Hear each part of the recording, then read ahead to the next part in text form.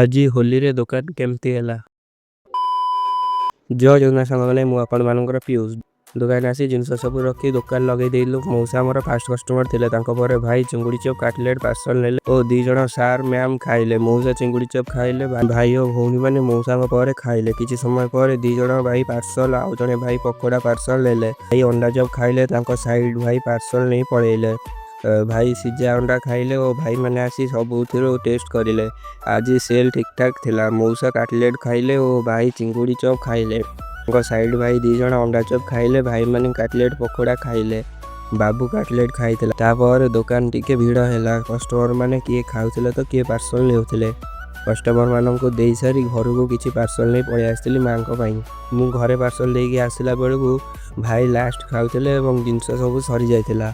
କଷ୍ଟମରମାନେ ଫେରୁଥିଲେ। ଆମେ ଦୋକାନ ବନ୍ଦ କରି ଘରକୁ ପଳେଇ ଆସିଲୁ।